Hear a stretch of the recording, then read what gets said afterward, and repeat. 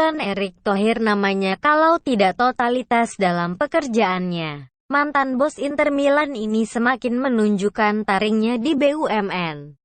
Setelah menyita tambang emas dan batu bara milik tersangka Jiwasraya, kini giliran aset atas nama Jiwasraya tak tanggung-tanggung nilainya setara 3 triliun. Inilah makanya banyak maling yang mengincar Jiwasraya. Nilai 3 triliun itu baru dari satu aset. Mungkin setelah ini publik dibuat ternganga dengan BUMN yang katanya tak mampu bayar nasabah ini. Memang langkah yang tepat adalah menjual asetnya, baru pemerintah menalangi kekurangannya. Menteri BUMN Erick Thohir siap melepas atau menjual Mall Cilandak Town Square atau Citos milik Jiwasraya kepada pihak swasta jika telah mendapatkan persetujuan dari Panitia Kerja DPR RI. Kalau Mall Citos di Jakarta mungkin akan kami jual ke pihak swasta atau pihak lainnya yang berminat, ujar staf khusus Kementerian BUMN Arya Sinulinga di Jakarta, Senin, tanggal 9 Maret tahun 2020. Arya mengatakan bahwa aset Mall Citos ini cukup bagus dan sudah mulai ditawarkan. Banyak pihak yang sudah melirik dan berminat untuk membeli mall tersebut. Staf khusus Kementerian BUMN tersebut menyampaikan bahwa Mall Citos tersebut merupakan aset milik Jiwasraya sebagai BUMN, dan penjualannya menunggu persetujuan dari Panja Jiwasraya DPR RI. Kemungkinan nilai aset Citos sendiri saat ini sekitar 2 triliun sampai dengan 3 triliun, kata Arya.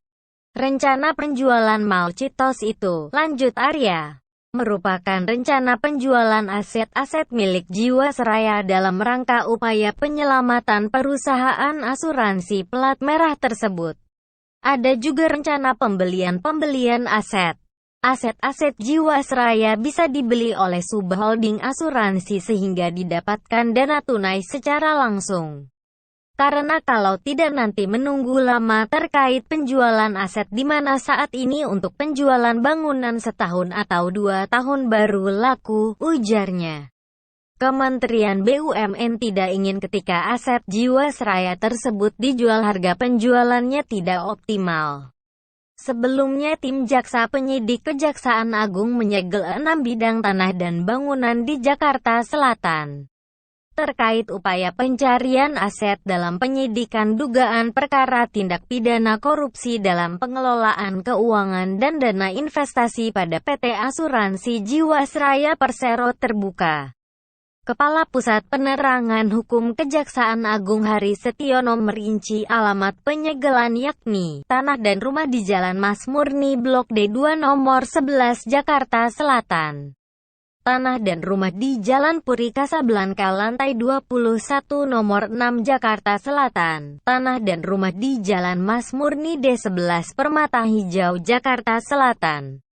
Tanah dan rumah di Jalan Hang Jebat Raya nomor 7 Jakarta Selatan. Tanah dan rumah di Simpruk Golf 17 D3 Jakarta Selatan. Selain Mall Citos, nilai anak usaha Jiwasraya lain ditaksir mencapai 9 triliun. Artinya ditambah penjualan Citos, pemerintah bisa mendapat uang sekitar 12 triliun. Ini bisa mengurangi beban negara yang dinyatakan rugi hingga 16 triliunan. Manajemen Jiwasraya dan pemerintah tengah menjajakan anak usaha Jiwasraya yakni Jiwasraya Putra kepada investor.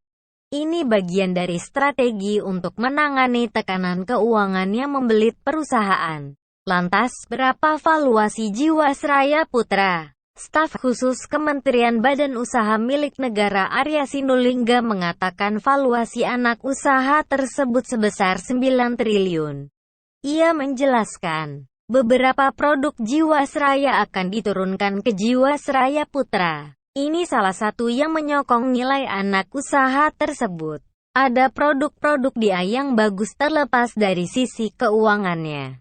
Kami sedang memilah-milah mana bisnis yang bagus untuk diteruskan dan bisa dijual ke investor, ujarnya, saat ditemui di kantor Kementerian BUMN. Semoga dengan kejelian Erick dan jaksa bisa menyelamatkan Jiwasraya dari kerugian. termasuk mengambil alih semua aset tersangka dan perusahaan agar negara tak keluar uang untuk membayar nasabah. Saya yakin uang mereka berputar-putar di sekitar mafia hitam dan para kroninya.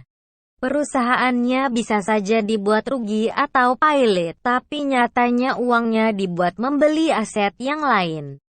Inilah pintarnya para mafia. Mereka merampok melalui aturan yang ada. Secara kasat hukum tak ditemukan kejanggalan, tapi nyatanya kerugian negara ada. Mereka yang bermain saham hingga ambles, giliran gagal bayar negara yang kena getahnya. Semoga Erik cepat membereskan kasus ini agar bisa membenahi seluruh BUMN yang ada.